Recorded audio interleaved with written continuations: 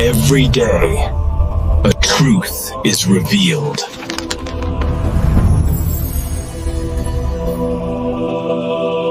The Vatican and archaeological institutions have hidden this for centuries, a truth so disturbing it could rewrite human history.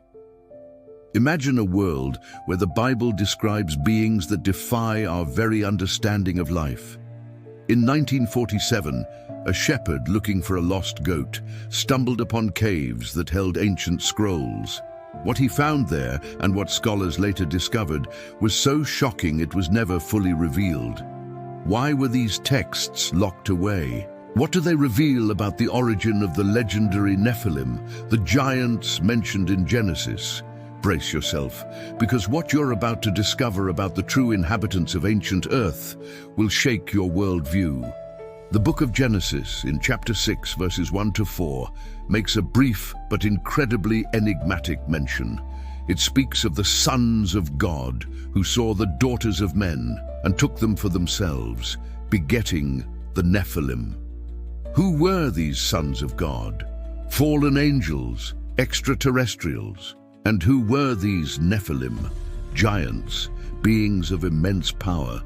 Traditional interpretation often minimizes these passages, treating them as metaphors or distant legends. But what if there was more? What if these beings had left physical traces? Since the 19th century, reports of human skeletons of abnormal proportions have emerged in various parts of the world. In North America, the Middle East, and even Europe. Elongated skulls, femurs over 2 meters long. These discoveries were often ignored, discredited, or in some cases, conveniently lost. Our goal here is to unearth this evidence and connect the dots that the official narrative preferred to leave disconnected. Prepare yourself, as the groundwork for the great revelations about humanity's secret past is being laid. But this is where it gets truly fascinating. Beyond Genesis, there's an apocryphal text known as the Book of Enoch. This book, revered by some ancient traditions and even cited in the New Testament, offers a much more detailed description of the sons of God, whom it calls the Watchers, and their descendants, the Nephilim. Enoch narrates how these Watchers descended from heaven, taught humanity forbidden arts like metallurgy and sorcery, and intermingled with human women. This union begot the Nephilim, gigantic, devouring and violent beings who caused great destruction on earth. Listen closely. The Book of Enoch describes a pre-Diluvian civilization where anomaly was the norm. Archaeologists like John C. H. Wu, though controversial, documented discoveries of skeletal remains that, if authentic, would confirm the existence of hominids over 3 meters tall.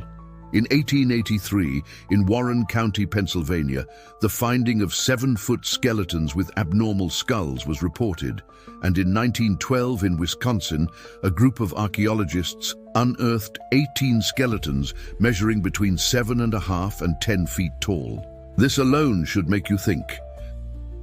These discoveries are not widely publicized in museums or textbooks. Why? The answer may lie in the threat they pose to accepted human chronology and evolution. The existence of giants would fundamentally alter our understanding of prehistory and the biblical narrative itself. The evidence, though scattered and often suppressed, points to a truth that defies our modern logic. Before we proceed with the most shocking revelations, I need to ask you a favor. If you find this content intriguing and revealing, please leave a like and subscribe to the channel. This helps us continue unearthing these forgotten truths. Now, a question for you. Were the Nephilim literally physical giants, as described, or a metaphor for something darker, perhaps a lineage of tyrannical kings? Comment literal if you believe in the physical evidence, or metaphor if you see a more symbolic meaning. I will read all your comments and interact with you. Your opinion is fundamental to our community of truth seekers. Now we've come to the elephant in the room. The official explanation for the mentions of giants in the Bible and ancient texts is that they are myths, legends, or hyperboles. Traditional science and much of modern theology rejects the idea of gigantic beings of divine or angelic lineage. They argue that archaeological findings are hoaxes, measurement errors, or simply natural variations within the human species. However, what they don't tell you is the persistence of these accounts in completely distinct cultures around the globe. From Greek mythology to Sumerian myths, from Nordic giants to Native Americans, the idea of colossal beings who once inhabited the earth is almost universal. And furthermore, the suppression of findings that do not fit the established paradigm is a historical practice.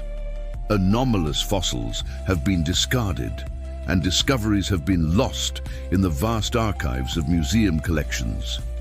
The hidden truth is that there is an institutional resistance to recognizing anything that challenges the foundations of science and religion as we know them.